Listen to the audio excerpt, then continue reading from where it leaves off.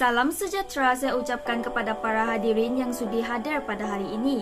Sebelum saya memperkenalkan ahli panel kita pada hari ini, izinkan saya untuk mengupaskan tajuk forum kita, iaitu Nilai dan Falsafah Pendidikan Malaysia. Falsafah Pendidikan Malaysia dikenali sebagai falsafah pendidikan kebangsaan. Seperti yang kita ketahui, pendidikan di Malaysia adalah usaha berterusan ke arah memperkembangkan lagi potensi individu secara menyeluruh dan bersepadu untuk mewujudkan insan yang seimbang dan harmonis dari segi intelek, rohani dan jasmani berdasarkan kepercayaan dan kepatuhan kepada Tuhan. Usaha ini adalah bagi melahirkan rakyat Malaysia yang berilmu pengetahuan, berketerampilan, berakhlak mulia, bertanggungjawab dan berkeupayaan mencapai kesejahteraan diri serta memberi sumbangan terhadap keharmonian dan kemakmuran keluarga, masyarakat dan negara. Merealisasikan falsafah pendidikan di Malaysia bukan hal yang mudah untuk dilakukan. Ia memerlukan banyak pihak bagi merealisasikan falsafah pendidikan ini. Ingin saya tekan kepada hadirin sekalian betapa pentingnya nilai dan falsafah pendidikan di Malaysia kerana ia memainkan peranan sebagai arah tuju, panduan dan bimbingan kepada sesebuah negara. Namun, bagaimanakah cara dan nilai-nilai apa yang ada untuk kita melahirkan insan selaras dengan nilai dan falsafah pendidikan di Malaysia? Persoalan inilah kunci utama forum kita dan akan diuraikan oleh ahli panel kita pada hari ini. Izinkan saya memperkenalkan panel pertama kita, Saudara Jeremiah J. Roziman, ahli panel kedua kita, Saudari Steny Erika Zamli, dan ahli panel ketiga kita, Saudara Jeremy Glenn Kawas. Baiklah, tanpa melengahkan masa lagi, marilah kita mengulas tajuk forum kita pada hari ini. Saudara dan saudari, sudah terang lagi bersuluh, nilai-nilai yang terdapat dalam falsafah pendidikan merupakan asas dalam pembinaan insan yang baik dan seimbang. Pada pendapat Saudara Jeremiah, apakah antara nilai yang terdapat dalam falsafah pendidikan kebangsaan? Terima kasih moderator kita, Saudari Esther, atas soalan yang ditujukan. Sebelum itu, saya ingin terlebih dahulu menerangkan maksud nilai sebagai pencerahan untuk kita bersama. Nilai adalah konsep yang luas yang boleh merujuk kepada kualiti, kebajikan atau bakat pribadi. Nilai juga disebut sebagai kepentingan, utility atau kesahihan yang kita aturkan kepada sesuatu sama ada tindakan, idea ataupun makhluk. Nilai murni pula dapat didefinisikan sebagai perlakuan yang baik, peradaban dan tata susila individu manusia dalam hubungannya sesama manusia, alam dan Tuhan. Antara nilai yang terdapat dalam falsafah pendidikan kebangsaan ini ialah nilai baik hati.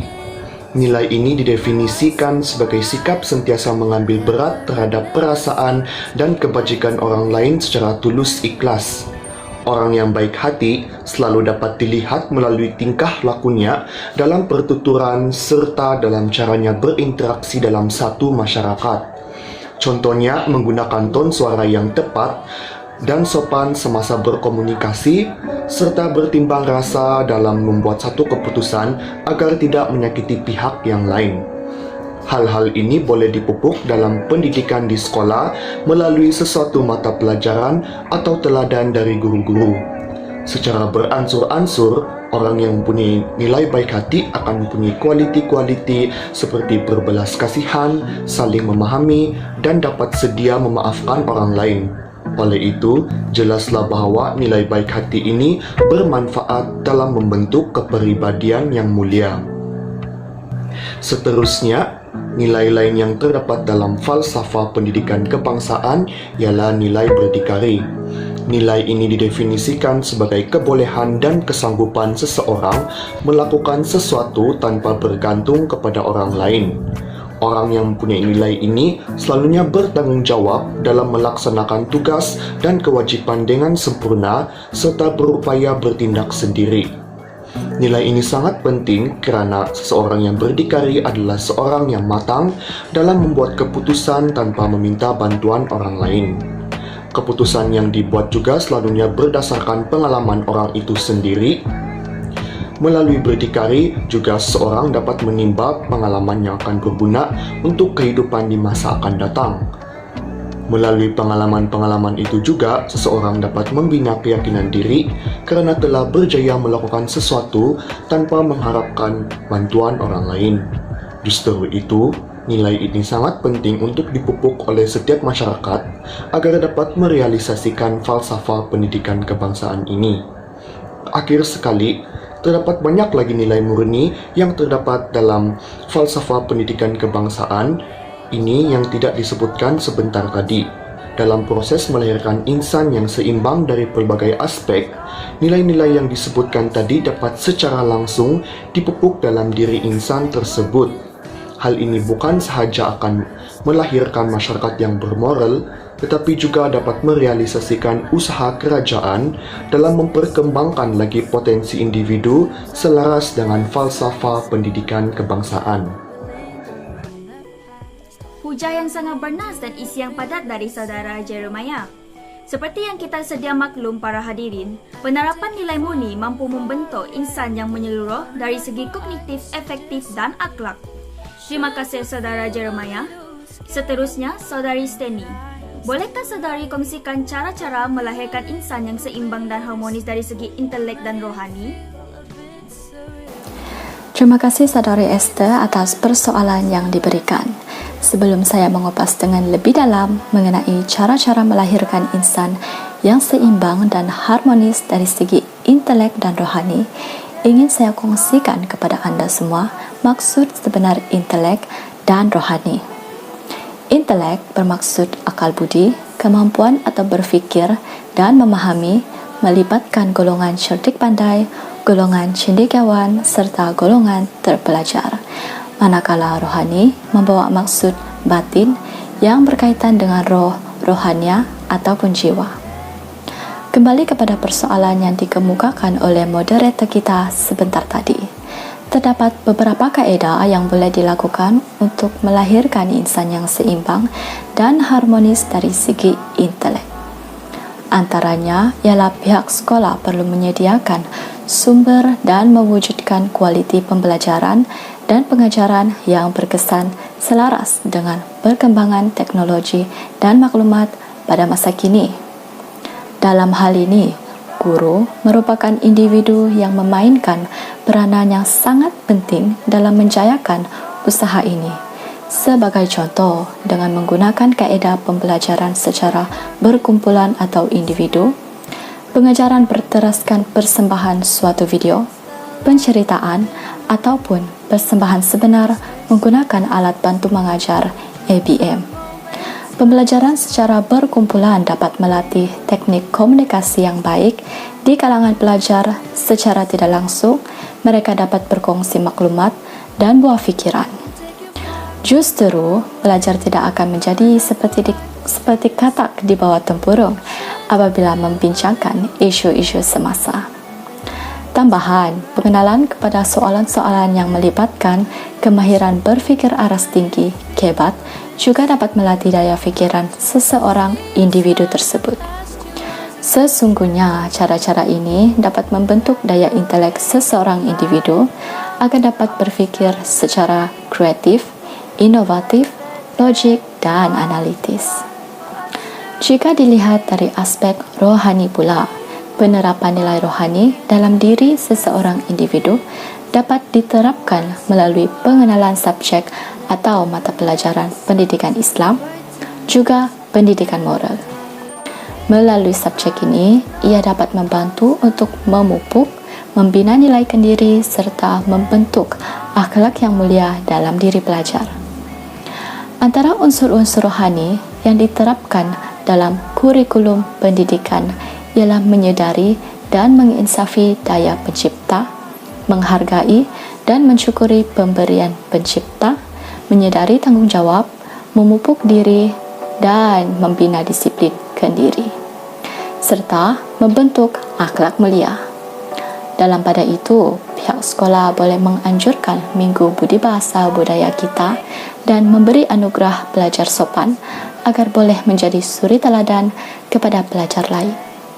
Seterusnya, ibu bapa juga berperanan untuk menerapkan ajaran agama yang baik dalam diri anak-anak dengan membawa mereka untuk mendekatkan diri kepada Tuhan, seperti dengan sembahyang dan mengikut anutan agama masing-masing. Apabila selalu terdedah kepada pengejaran sedemikian, kanak-kanak boleh membezakan antara intan dengan kaca dan antara batu dengan permata. Terima kasih saudari Seni atas idea-idea yang sangat bernas itu tadi. Hadirin sekalian, pihak sekolah, guru-guru dan ibu bapa sememangnya memainkan peranan besar dalam merealisasikan falsafah pendidikan kebangsaan. Seterusnya, mari kita menjemput panel ketiga kita iaitu saudara Jeremy, ahli panel ketiga untuk menerangkan kepada kita tentang cara-cara melahirkan insan yang seimbang dan harmonis dari segi emosi dan jasmani. Dipersilakan. Terima kasih saudari Esther selaku moderator kita pada hari ini. Saya akan teruskan dengan cara-cara melahirkan insan yang seimbang dan harmonis dari segi emosi dan jasmani.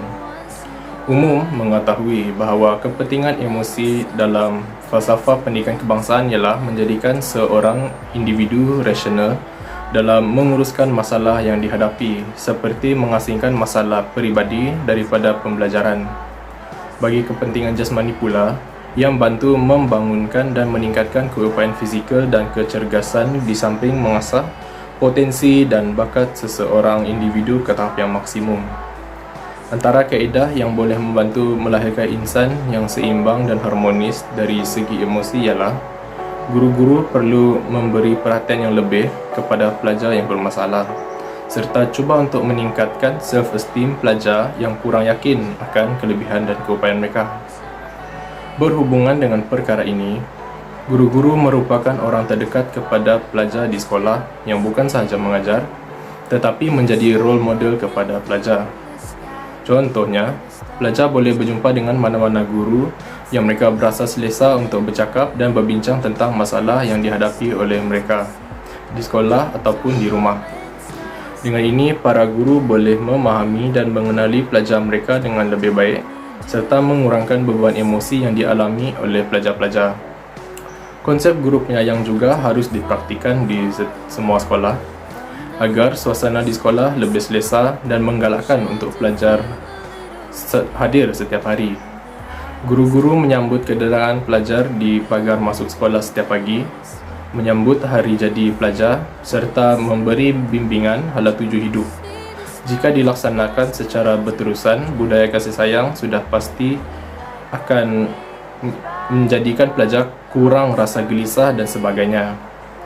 Ringkasnya, cara-cara ini dapat membina kestabilan emosi dalam diri pelajar agar gangguan emosi tidak lagi mengganggu prestasi pelajar. Seterusnya, dari aspek jasmani, ia merupakan proses pendidikan jasmani atau kegiatan fizikal yang melibatkan pergerakan anggota badan, misalnya otot-otot dan sendi yang dirancang secara sistematik dan teratur. Terdapat 3 aspek dalam pendidikan jasmani yang bermanfaat kepada pelajar, iaitu aspek kognitif, afektif, dan psikomotor. Pertama sekali, aspek kognitif membantu meningkatkan pengetahuan pelajar dalam aktiviti luar.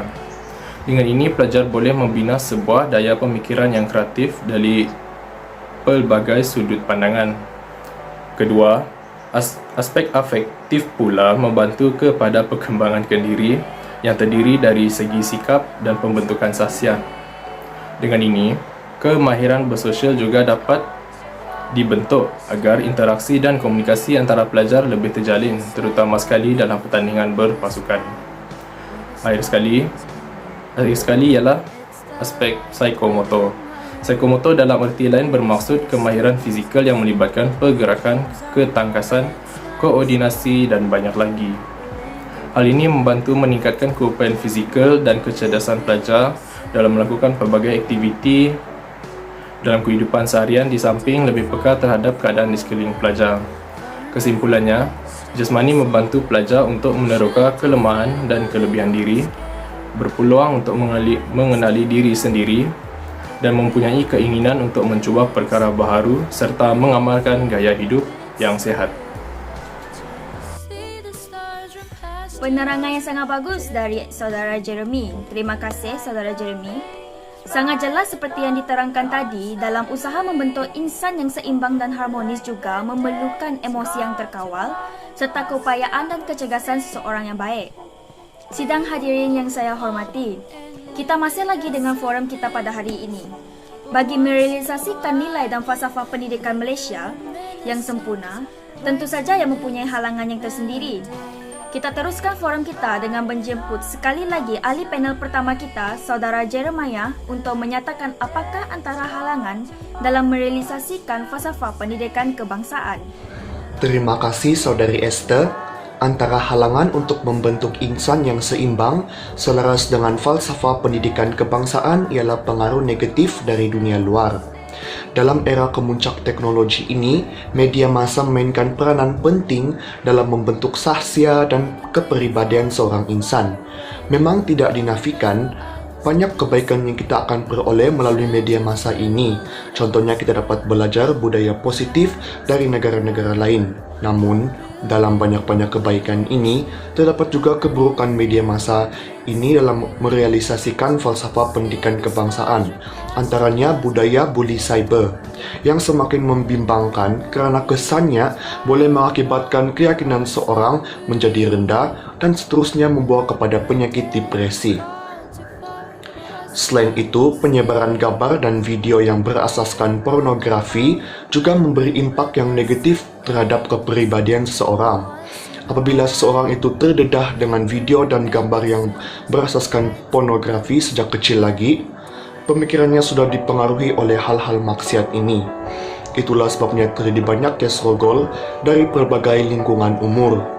Kesemua pengaruh negatif ini akan merosakkan corak pemikiran seorang insan kepada sisi yang lebih buruk dan terarah lebih kepada kejahatan. Memang kita perlu menyesuaikan diri dengan isu-isu semasa di seluruh dunia agar kita tidak menjadi seperti katak di bawah tempurung. Namun, demi melahirkan insan yang seimbang dari pelbagai aspek, kita harus bijak menapis segala informasi yang kita dapat agar kita tidak terjerumus ke dalam kesan pengaruh-pengaruh negatif ini. Terima kasih Saudara Jeremiah atas penerangan yang sangat jelas itu tadi. Mari kita teruskan dengan ahli panel kedua kita, iaitu Saudari Steny. Pada pendapat Saudari Steny, apakah halangan seterusnya dalam merealisasikan falsafah pendidikan kebangsaan? Terima kasih atas pertanyaan tersebut, Saudari Esther. Halangannya seterusnya ialah melibatkan profesionalisme keguruan. Hasrat falsafah pendidikan kebangsaan tidak akan kesampaian sekiranya individu yang bertanggungjawab secara formal dalam menyampaikan ilmu tidak memainkan peranannya dengan bersungguh-sungguh. Bak kata pepatah Melayu, bagai melepaskan batu peri tangga. Guru atau pendidik merupakan ejen penting dalam menyampaikan ilmu pengetahuan. Keberkesanan pendidikan bergantung kepada kesedaran para guru terhadap tanggungjawab mereka sebagai pendidik. Tidak dapat dinafikan, terdapat sebahagian atau segelintir daripada guru-guru pada masa kini tidak menepati kehendak falsafah pendidikan negara kerana dipengaruhi oleh beberapa faktor. Antaranya mungkin dari sudut bebanan tugas dan kehidupan ekonomi yang kian mendesak. Ekoran daripada inilah kebanyakan yang memohon menjadi guru adalah demi memenuhi tuntutan peluang pekerjaan yang mendesak dalam bidang perguruan. Akhirnya, penceburan dalam bidang perguruan tidak ada niat yang sebenar pun untuk membangunkan insan, tetapi hanya untuk mendapatkan pendapatan bulanan yang baik. Perkara ini sudah tentu akan menjejaskan proses pembelajaran dan pengajaran. Sesungguhnya, guru perlu mempunyai peribadi mulia, tanggungjawab dan komitmen yang tinggi sebagai seorang pendidik demi melahirkan generasi yang seimbang dan harmonis selaras dengan falsafah pendidikan negara. Terima kasih Saudari Steny atas hujahan saudari sebentar tadi. Mari kita teruskan dengan ahli panel terakhir kita, iaitu ahli panel ketiga untuk menyampaikan hujah tentang halangan dalam merealisasikan falsafah pendidikan kebangsaan. Silakan Saudara Jeremy. Terima kasih sekali lagi Saudari Moderator. Halangan untuk merealisasikan falsafah pendidikan kebangsaan ialah masalah tingkah laku remaja. Sekiranya dibiar dan diabaikan, sudah pasti falsafah pendidikan kebangsaan hanya akan menjadi kata-kata yang tercicir dari minda seluruh masyarakat. Berhubungan dengan perkara di atas, masalah tingkah laku remaja bukanlah sesuatu perkara asing, malah selalu menjadi topik hangat di kaca televisyen dan akhbar harian. Pelbagai langkah seperti memberi surat amaran telah digunakan untuk membendung masalah ini, namun ia tidak memberikan sebarang perubahan ketara. Antara masalah tingkah laku remaja yang sering dilihat adalah bercakap kasar dengan orang lain, bahkan guru sekolah. Akhlak yang diamalkan ini seringkali dipandang enteng kerana ramai yang beranggapan masalah ini hanyalah perkara biasa sehingga menyebabkan orang di sekeliling berasa tidak selesa dan takut terhadap remaja.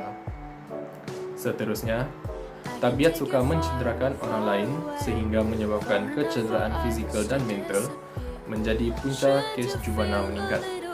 Sekiranya seorang atau sekumpulan remaja sering mencederakan orang lain demi melepaskan perasaan marah atau sekadar untuk memenuhkan kepuasan diri, amatlah membimbangkan kerana khawatir ia akan menyebabkan kes yang lebih ekstrim yang boleh menyebabkan kehilangan nyawa. Janganlah dibiarkan masalah ini dari terus meluas. Biarpun dianggap remeh, ketahuilah bahawa perkara kecil pun boleh menjadi serius. Bak kata peribahasa, meluntur buluh biarlah dari rebungnya. Remaja harus dididik dari usia yang muda agar akhlak yang baik dapat disemai dalam diri remaja, supaya hasrat falsafah pendidikan kebangsaan dapat dicapai kerana mencegah itu lebih baik daripada mengubati. Maka berakhirlah forum berkenaan dengan nilai dan falsafah pendidikan Malaysia kita pada hari ini. Terima kasih saudara Jeremy atas penyampaian pendapat saudara tadi. Terima kasih juga kepada semua ahli panel atas ujahan yang sangat bernas dan bermakna itu tadi.